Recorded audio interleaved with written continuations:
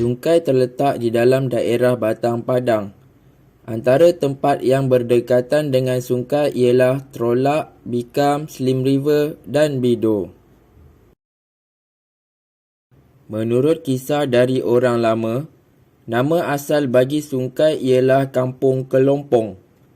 Kampung ini merupakan salah sebuah kampung lama yang terdapat di sungai selain Kampung Tiang Bertarah, Kampung Cangkat Sulaiman, Kampung Perlok dan Kampung Buloh Telur.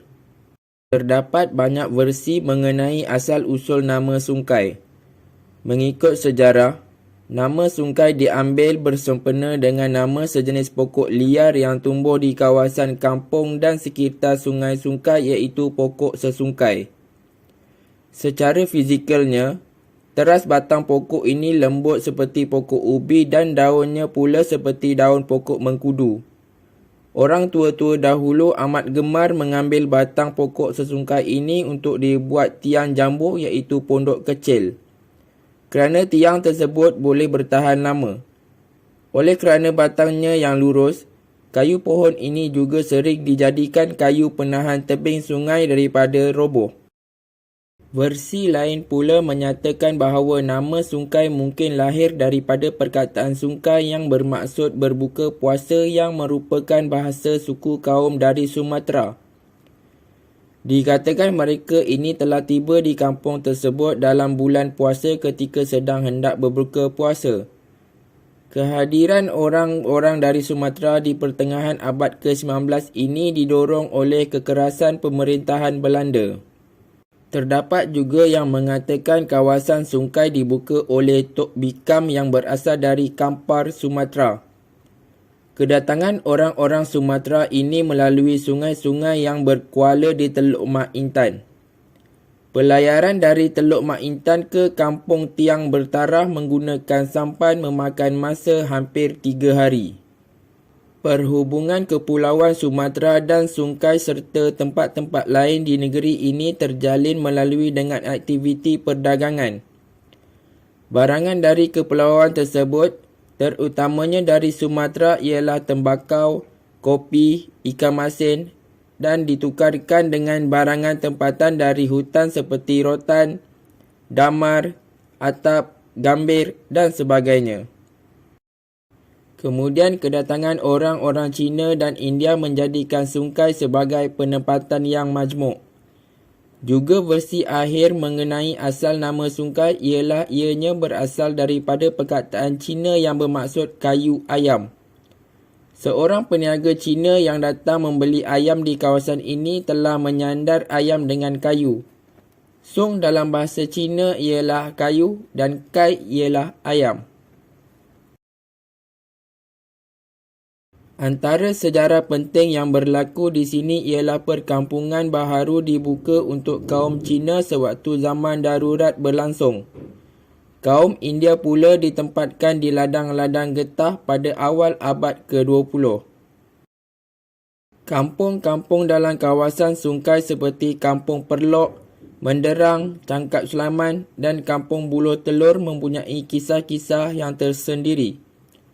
Kampung Perlok dikatakan berasal dari perkataan golok emas iaitu perkataan orang asli.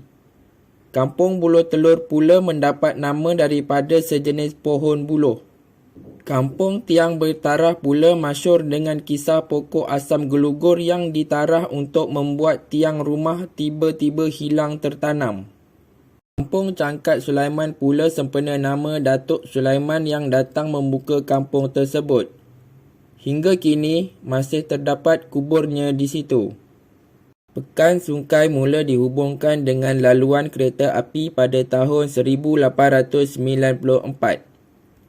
Ianya menghubungkan Bidur di utara dan Slim River di selatan.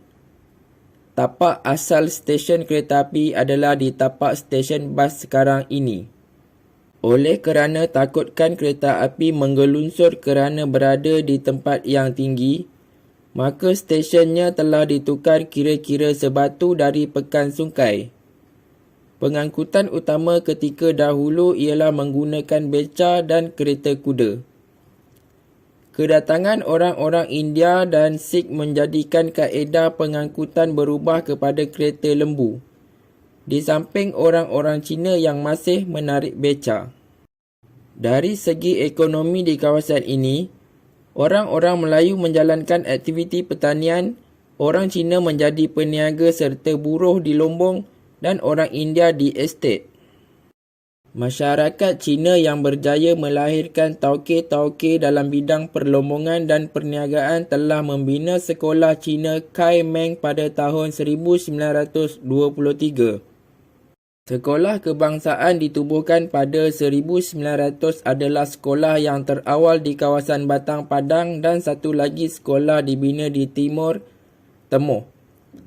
Murid-murid dari sejauh Tapah datang ke Sungai menaiki kereta api tanpa dikenakan sebarang tambang. Kini sekolah itu menjadi sekolah Arab di Pekan Lama. Pekan Sungai semakin berkembang mengikut peredaran zaman. Sejarah Pekan Sungai tidak lengkap jika tidak dimasukkan dengan perkembangan selepas Perang Dunia Kedua. Terdapat banyak bangunan yang berubah struktur menggunakan batu bata. Salah satu yang ketara ialah pembukaan kawasan Sungai Kelah pada tahun 1960 dan mula diduduki 4 tahun kemudian. Nama Sungai Kelah diambil sempena nama ikan kelah. Kini kawasan sungai maju dengan perusahaan sawit, getah dan aktiviti pelancongan dengan adanya kolam air panas Sungai Kelah. Pembukaan felda trolak dan bersaut pula menjadikan kawasan sungai sebagai antara pengeluar getah dan sawit yang utama di negeri Perak.